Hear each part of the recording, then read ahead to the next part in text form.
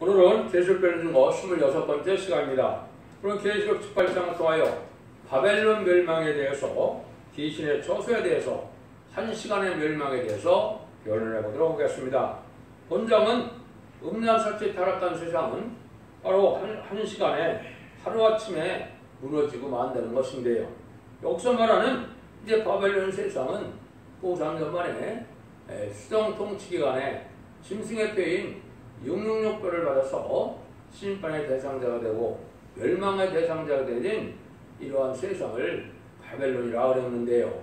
음란 부패 사치 타락해서 귀신의 처소가 된 세상인데요. 왜 귀신의 처소가 됐냐면 입맞은 14만 4천 명의 변호성도가 차면 마귀의 사명이 끝나서 마귀 권세가 땅으로 내어 쫓겨서 세상은 귀신의 처소가 되고 또 수정 통치기간의 패권 세력은 마귀의 세력이므로 악한 세상에 대해서 아주 짐승의 뼈를 받지 않으면 누구든지 다 죽이는 이런 악한 세상에 대해서 짐승의 뼈를 받음으로 심판의 대상자가 되고 멸망의 대상자가 돼서 멸망할 수밖에 없는 그런 때에 되어질리다 이렇게 볼 수가 있습니다. 1절에서 3절입니다. 이 이후에 다른 천사가 하늘에서 내려오는 것을 보니 큰 권세를 가졌는데 그 영광으로 땅이 환하여 치더라. 힘센 음성으로 일적하되 무너졌도다 건성 바벨론이요 귀신의 처소와 각종 더러운 적이 보이는 것과 각종 더럽고 가지면서에 모이는 것이 되었도다. 그 음행의 진노에 그들이 나여 만국이 무너졌으며 또 땅의 왕들이 그러더불어 음행하였으며 땅의 상고들도 그 사치의 세력을 인하여 치부하였도다. 다른 천사가 하늘에서 내려온다 그랬죠. 그게 이제 지상 강림하는 때를 말씀하셨는데 이때가 뭐 지금으로 본다면 빠르면 2027년이나 2028년 정도 되는데요. 이때 이제 마지막 이제 아마겟돈 전쟁을 준비하고 아마겟돈을 썸녀하기 위하여 내려오는 때가 되는데요. 그리고 후 3년 만이 끝나면 바로 이제 짐승의 뼈를 받은 자들의 심판인 대접장이 16장대로 진행된다 그랬는데요. 그 일들이 이루어지는 역사가 여기 말씀하신 것이다. 그래서 큰 권세를 가지고 나왔다. 이것은 병었던 높은 자가 승리를 물론 하게 되죠. 그 영광으로 땅이 환하여 졌다 이렇게 얘기하는 걸 보면 이게 얼마나 7만 4천의 회능도가 이 땅에 오를 때가 되면 얼마나 놀라운 징조가 나타나겠습니까? 그런 때 오는데 이때는 이제 이 귀신의 처소가 되고 더러운 영이 모이는 것이다 이렇게 되겠죠. 이것이 이제 바로 그 짐승의 뼈를 받아서 다 멸망의 대상이 된 그 시절을 얘기한 거니까 공중의 마귀가 다 땅으로 내어펴져서 아주 악한 것이고 이제는 이런 더러운 것이다 이런 표현을 쓰셨는데 이런 데서 결국은 망할 수밖에 없는 때다 이 말이죠. 그래서 땅의 왕들로 음행하였으며 땅의 상고동력 그들 사체의 세력을 인하여 치부하였다. 땅의 왕들은 이제 집권 세력들을 얘기하고 땅의 상고들은 이제 경제 세력을 얘기하겠죠. 이것들이 다 그 음란한 세상에 또 공산당 패권 세력에 빌붙어서 죄를 짓다가 망할 수밖에 없는 때가 되었다 이 말입니다. 그래서 이 세상이 귀신의 처소가 돼서 이제는 곧 멸망을 앞두게 둔 그 세상을 말씀하셨다 이렇게 볼 수가 있죠. 그래서 아주 음녀적인 세상이라 붉은 용, 붉은 짐승, 거짓 선지자가 나타내는 반기독교적인 제2의 도성을 얘기한 것이다. 그러니까 이때는 하나님의 역사도 없고 은혜도 없으니까 사상도 몸도 음란한 시대다 이렇게 이제 볼 수가 있고 또 특징이 극도로 사치한 세상이다. 자본주의나 공산주의가 극도로 화려하게 잘 살아보겠다는 그런 방침 아래 이러한 세상이니까 이때는 양심이나 이러한 종교적인 행위도 없으니까 마귀의 세력으로 음란 부패의 사치 타락한 이런 세상이 되는 것을 말씀하신다 이렇게 볼 수 있습니다. 4절입니다. 또 내가 들으니 하늘과 다른 음성이 나서 가로되 내 백성아 거기서 나와 그 이제 참여하지 말고 그에 받을 재앙을 받지 말라. 그러므로 하나님께서 이제 당신의 백성을 절대로 다른 굴복도 구별시켜서 제약의 조성에 참여하지 말라는 것이죠. 이거는 이제 실질적으로 전삼전만에 다 이루어져야 되죠. 여기서 경고를 하시지만은 이미 바벨론 세상에서 멸망의 대상이 되고 신발의 대상이 된 세상에는 그 기회가 없지요. 그래서 마지막에 1300년 동안에 이제는 알고가 특종일을 가르는 때 입맞은 14만 4천 명이 되어서 변화성천하든지 능히 쓸 수 있는 큰 무리가 되어서 이저 모태 보면은 실제 백성에는 다 멸망할 수밖에 없는 그런 때라는 것을 여러 구분을 하셔야 됩니다. 그래서 이제 알곡은 알곡끼리 이제 쭉종일이 모으는 때가 돼서 세상은 첫대계와 바벨계로 가려지게 되는데 이것이 마지막 한일의 중에 잔삼들의 역사다 이 말입니다. 여기서는 이제 망하는 때는 후삼년반도 끝나서 이제는 대접장 때 망하는 거니까 미리 지금 경고를 하는 것이다 이렇게 말씀을 보시면 되죠. 그래서 이 세상에 이 혼란에 또 이 제약도상에 빠지면 살 수가 없기 때문에 미리 여기서 나와서 이 받을 재앙을 받지 말라 이렇게 지금 경고를 하시는 거다 이렇게 보시면 되겠죠. 5절 6절입니다. 그 재난에서 사무쳤으며 하나님은 그의 불의한 일을 기억하신지라 그가 든 대로 그에게 주고 행위대로 갑절을 갚아주고 그의 섭번전에도 갑절이나 섞어 그에게 주라.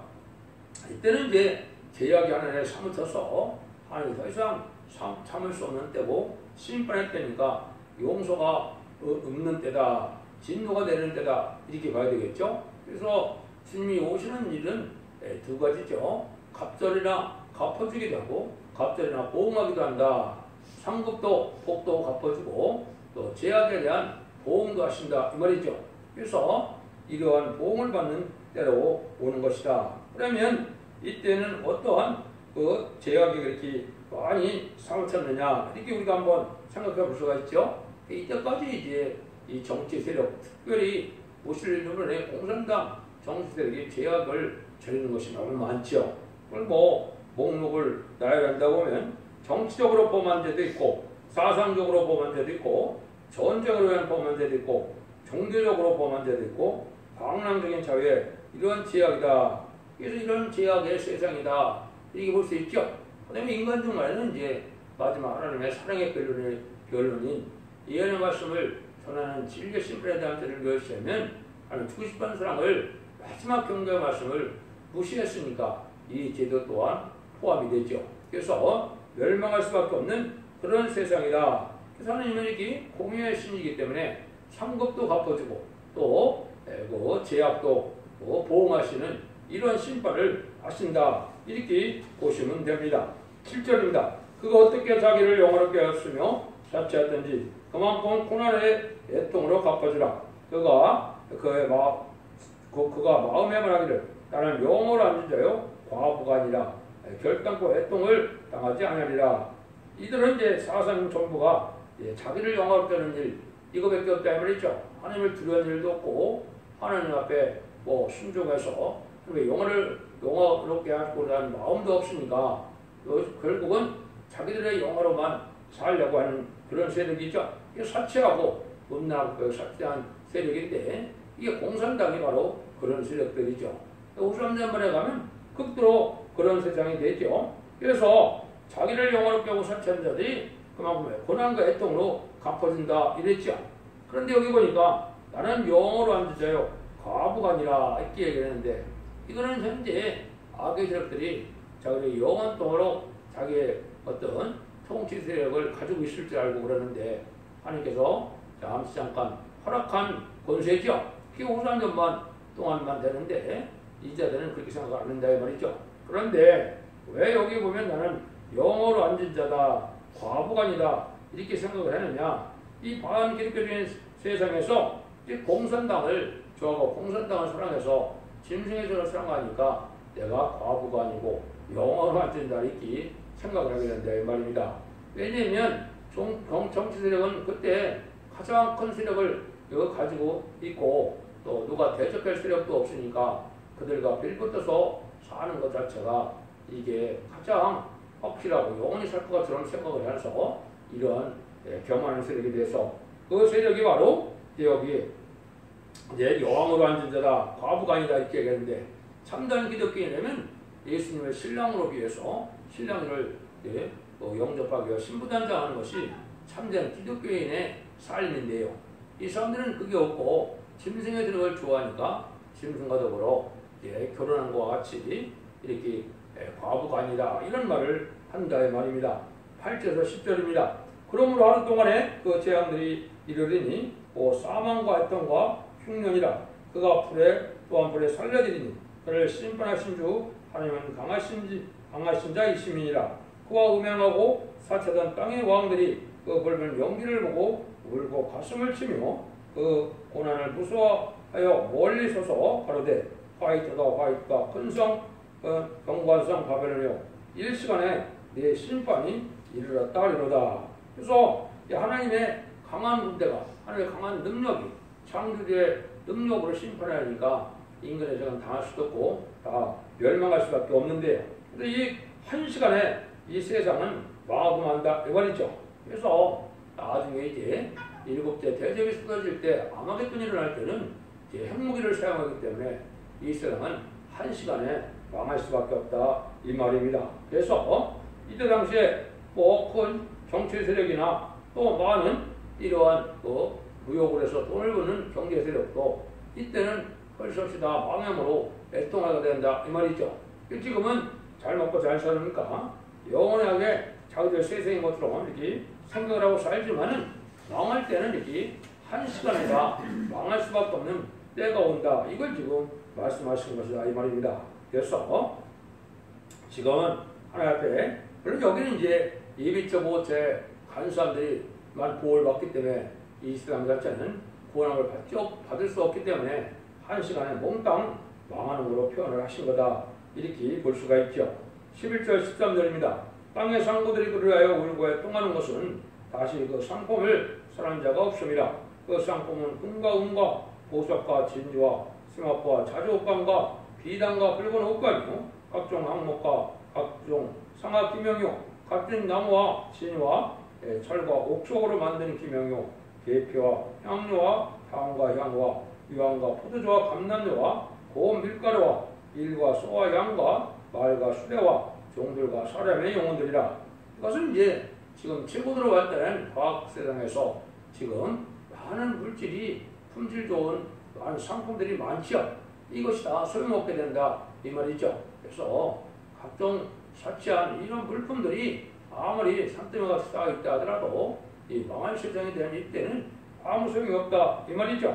그래서 이런 사상을 가지고 제약이 노골화되고 몸도 사상도 없는 세상에서 상품은 흑도로 삭제하는 세상이 되는데 이것이 하루아침에 다 망하고 만다 이 말이거든요. 지금은 잘 먹고 잘 살자 또 잘 죽자 웰빙, 웰다인, 명품 이런 것이 이제 유행하는 시대인데 이것이 정한 때가 심판때가 되면 아무 소용이 없다 이 말이죠. 어떤 지금 보면 진짜 갖가지 상품이 산더미같이 좋은 것들이 많죠. 이것이 별 소용이 없는 그날이 온다 이 말이죠. 17절에서 19절입니다. 바벨론이 네 영혼에 담아둔 것이 네게서 떠났으며 맛있는 것들과 빛난 것들이 다 없어졌으니 사람들이 결코 이것들을 다시 보지 못하리로다. 바벨론이라 치부한 이 상품의 상고들이 그 고난을 무서워하며 멀리서도 울고 애통하며 가로되 화이트다 화이트다 큰 성이요 세마포와 자주와 붉은 옷을 입고 금과 보석과 진주로 꾸민 것인데 그 왕보가 일시간에 망하였도다. 각 선장과 각 절을 다니는 성벽들과 선인들과 바다에서 일하는 자들이 멀리 서서 그 붉은 연기를 보고 예쳐가로되 이 큰 일성과 같은 성이 어딨느냐 하며 티끌을 자기 머리에 뿌리고 울고 애통하여 예쳐가로되 화이트다 화이트다 이 큰 성이요 이 바다에서 배부리는 모든 자들이 너희 보배를 선포하여 치부하였더니 일시간에 망하였도다. 눈에 보이는 화려한 물품을 가지고 많은 무역을 해서 돈을 벌던 세력들이죠. 그래서 바닷가에 서서 그 배에서 보니까 이 시간에 한 시간에 불타는 것을 광경해 보니까 참으로 참담한 현상이죠. 그래서 내일의 멸망을 알지 못하고 이러한 화려한 사치한 세상을 추구하고 돈을 많이 벌어 축적하던 이러한 그 무역업자들이 다 이 멸망하는 세상을 보고 한탄하고 한 시간에 망할 날을 이제 목도하게 된다. 이걸 말씀하는 것이죠. 그래서 지금은 물질을 쌓을 때가 아니고 물질을 어떻게 의롭게 사용되느냐에서 우리가 상급을 쌓을 때가 지금인 세상인 것입니다.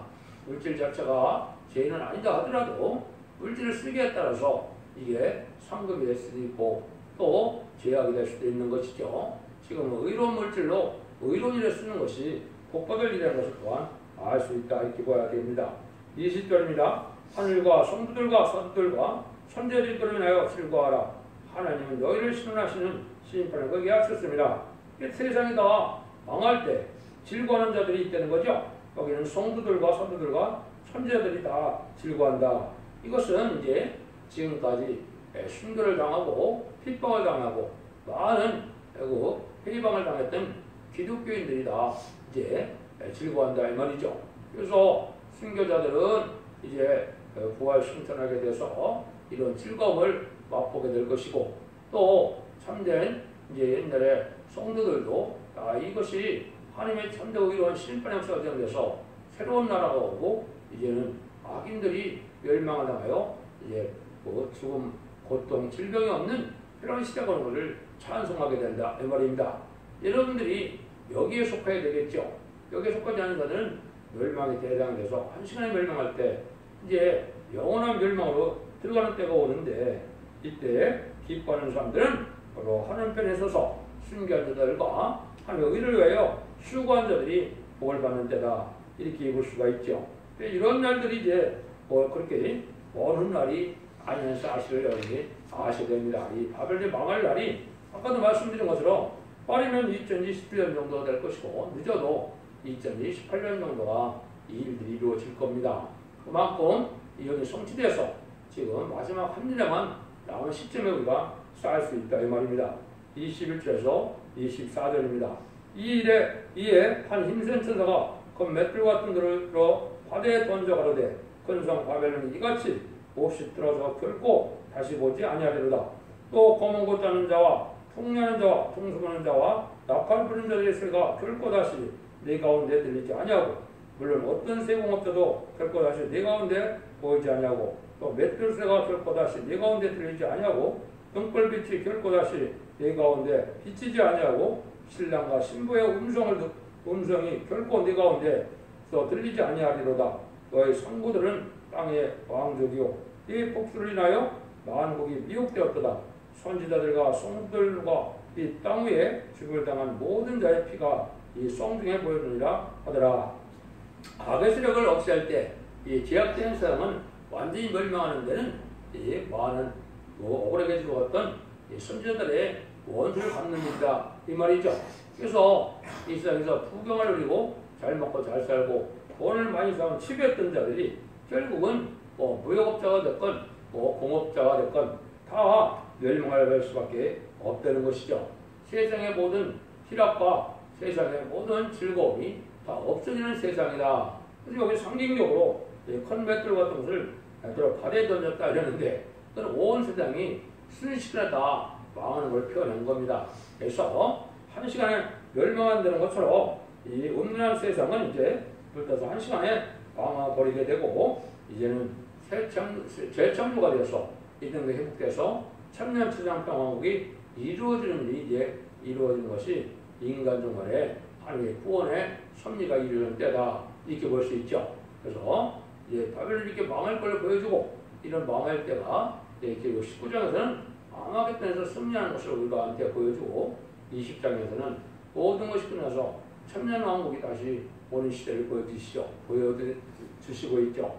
여러분들이 이 세상은 어디잖아 이렇게 불타서 한 시간에 망할 세상이라는 것을 여러분이 잘 아시고 너무 세상에 속화되고 국화되고 쾌락만 참는 이런 신앙생활부터 그런 속화된 생활에서 벗어나서 의롭고 긍휼하고 깨끗하게 진리의 생활로 구별된 삶 속에서 하나님의 진리를 순종함으로 신부단장을 하여 자손 무한대 축복을 누리는 복된 종들과 성도님들 가정이 되시기를 예수님으로 간절히 축원드립니다. 아멘.